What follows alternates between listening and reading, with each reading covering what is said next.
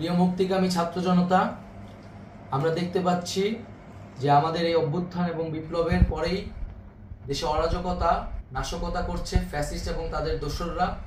আমরা দেখতে পাচ্ছি যে বিভিন্ন জায়গায় এখন গোলাগুলি চলছে, মন্দিরে হামলা হচ্ছে এবং নাশকতা ও লুটপাট করছে।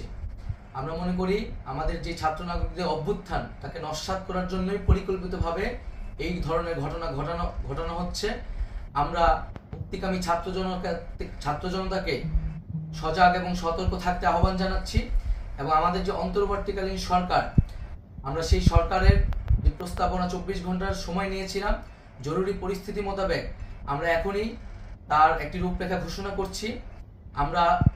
আমরা সিদ্ধান্ত নিয়েছি যে সর্বজন গ্রহণযোগ্য আন্তর্জাতিক খ্যাতিসম্পন্ন নোবেল পুরস্কার বিজয়ী ডক্টর মোহাম্মদ ইউনূসকে প্রধান উপদেষ্টা করে অন্তর্বর্তীকালীন সরকার গঠন করা হবে এবং ডক্টর মোহাম্মদ ইউনূসের সাথেও আমাদের কথা হয়েছে। তিনি ছাত্র জনতার আহ্বানে বাংলাদেশকে রক্ষা করতে এই গুরু দায়িত্ব নিতে সম্মত হয়েছে। আমরা সকালের মধ্যেই আমরা এই সরকার গঠনের প্রক্রিয়া দেখতে চাই। রাষ্ট্রপতির কাছে আহ্বান থাকবে যে দ্রুত সময়ের মধ্যে ডক্টর মোহাম্মদ ইউনূসকে প্রধান উপদেষ্টা করে অন্তর্বর্তীকালীন সরকার গঠন করা হোক এবং এই অন্তর্বর্তীকালীন সরকারের বাকি সদস্যদের নামও আমরা সকালের মধ্যে ঘোষণা করব।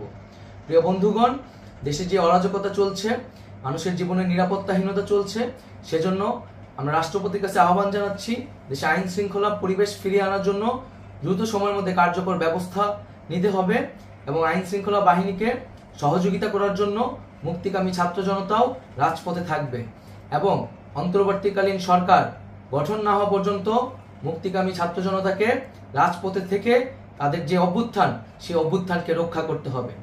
প্রিয় বন্ধুগণ, আমরা রক্ত দিয়েছি, শহীদ হয়েছি। আমাদের যেই প্রতিশ্রুতি একটি নতুন বাংলাদেশ গঠন করার জন্য, সেটিকে আমাদের অবশ্যই বাস্তবায়ন করতে হবে এবং অবশ্যই ছাত্র জনতার প্রস্তাবিত সরকার বাদে কোনো ধরনের সরকার কিন্তু মেনে নেওয়া হবে না। আমরা বলেছি কোনো ধরনের সেনাশাসিত সরকার অথবা সেনা সমর্থিত সরকার অথবা এই ফ্যাসিস্টদের দোসরদের কোনো বিটিম সরকার কিন্তু আমরা মেনে নিব না। কোনো গণবিরোধী সরকারকে মেনে নেওয়া হবে না। ছাত্র জনতার অভ্যুত্থানকারী যে প্রস্তাবিত সরকার, অন্তর্বর্তীকালীন সরকার, যেটা আমরা সিদ্ধান্ত উপনীত হয়েছি ডক্টর মোহাম্মদ ইউনূসকে প্রধান উপদেষ্টা করে এই সরকার গঠন করা হবে, সেই সরকারকেই বাস্তবায়ন করতে হবে অবিলম্বে।